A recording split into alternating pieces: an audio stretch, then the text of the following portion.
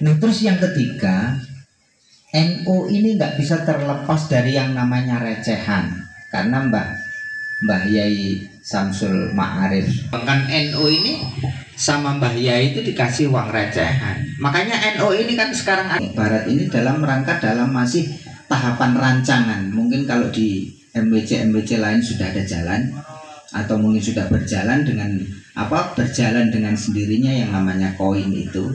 Karena kalau kita mau membantu besar tidak punya, membantu kecil kita itu malu, makanya kita harus pakai 1000-an itu. 1000 dalam sekali dalam sehari itu 1000. Ya kalau kita hitung-hitung beliau. Dan kata Mbah Hasyim Asy'ari, sapa gelem ngurusi NU, tak aku dadi santriku. Tak dongakno matine husnul khotimah. Niki dongane Mbah Hasyim. Nah, untuk meyakini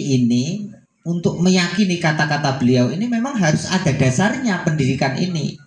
Supaya jenengan yakin. Maka di awal saya katakan, tak kenal maka tak sayang. Saat inilah warga Nahdlatul Ulama atau pengurus dari PC Ansor mengadakan satu sistem pengenalan terhadap NU dengan cara seperti ini. Dan mungkin dari kita semua yang hadir, ada yang ikhlasnya separuh, enek sing bahkan dipaksa mungkin.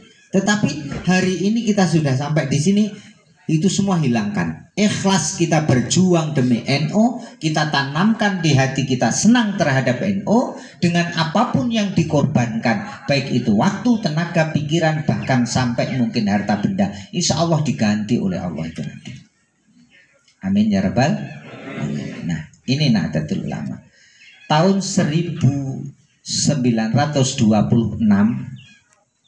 dan tahun itu maka dinyatakan NU resmi berdiri.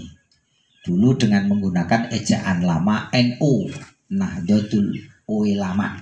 Tapi karena ejaan itu dirubah menjadi U. Kalau dulu U itu harus OE, kalau sekarang menjadi U. NU bukan NU. Kalau NU dulu, kalau sekarang menjadi NU, Nahdlatul Ulama. Tahun 1926 atau berketepatan dengan 31 Januari, maka NU dinyatakan berdiri dan resmi menjadi sebuah organisasi Islam. Lah terus sekarang mengapa kita harus berorganisasi? Mengapa sih kita harus berorganisasi? Orang yang berorganisasi itu yang akan didapatkan banyak sekali. Pertama adalah kawan, sahabat, teman. Yang kedua adalah pengalaman dan ilmu. Mungkin dengan teman, sahabat, kemudian pengalaman, ilmu, maka akan menjadikan satu wasilah untuk mendapatkan harta. Sebagai wasilah untuk mendapatkan harta. Karena orang dapat duit, bahasanya kita orang dapat duit itu kan satu harus ada teman. Yang kedua punya hubungan. Yang ketiganya kita sering berkumpul. Ini akan menjadi wasilah. Nggak ada orang itu istilahnya dapat duit diem saja, nggak ada. Terkecuali mungkin kalau temannya itu ya tuyul umpamanya. Ya tuyul pun itu teman gitu. Teman cari duit ya tuyul itu, atau mungkin ada semacam ritual gimana itu. Ya itu tetap ada temannya, nggak mungkin akan sendirian. Makanya di dalam organisasi ini akan dapat itu semua kalau memang kita benar-benar ikhlas lillahi ta'ala. Karena organisasi Nahdlatul Ulama ini adalah organisasi keagamaan yang perjuangan kita bukan tidak ada nilainya, tetapi banyak nilai dan manfaatnya.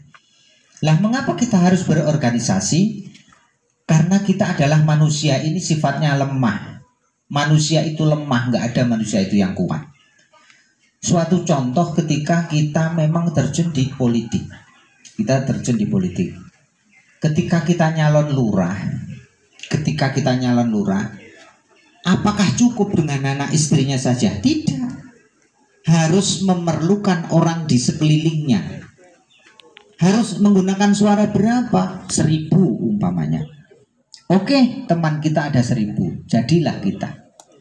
Setelah kita pengen kedudukan yang lebih tinggi lagi, ternyata harus lebih banyak lagi kawan yang ada di dalam diri kita, yang menemani kita. 1000 nggak cukup, harus cari yang 5000.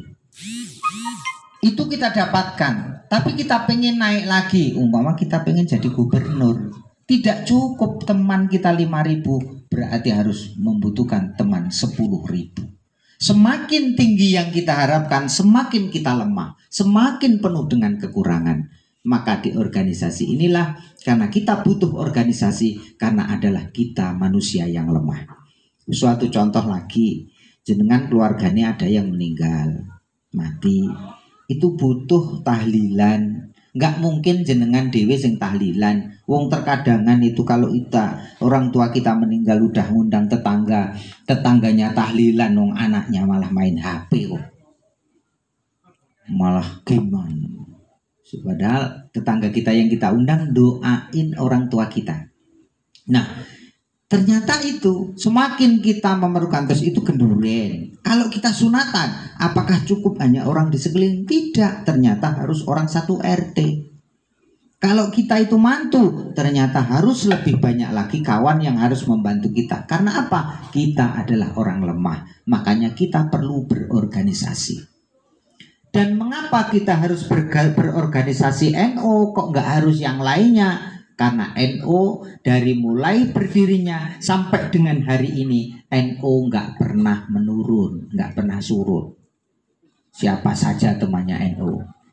Seiring dengan perjalanan itu ada Persis, ada NU, ada Muhammadiyah, ada organisasi-organisasi yang lain. Dari latar belakang dari sejarahnya NU ini dari mulai berdiri sampai dengan hari ini itu nggak pernah jatuh, nggak pernah surut, walaupun masa dan waktu menggerogotinya. Bahkan sampai organisasi yang lain pengen menghancurkannya, itu tidak akan pernah NU ini surut. Terus semakin meningkat, semakin meningkat. Walaupun mungkin secara administrasi NU ini selalu kalah.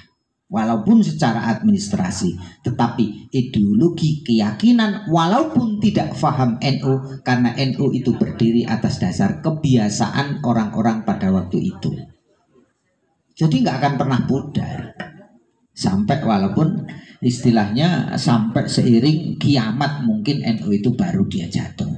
Karena apa? Kalau berorganisasi sudah nggak bisa lagi. Lek wis kiamat ya entek kabeh NU.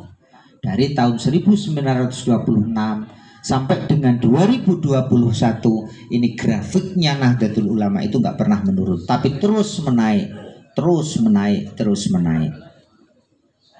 Nah, ini kehebatannya NU. Makanya mengapa kita harus berorganisasi? Karena kita adalah orang lemah. Dan mengapa kalau kita harus memilih organisasi itu NU, kok enggak yang lainnya?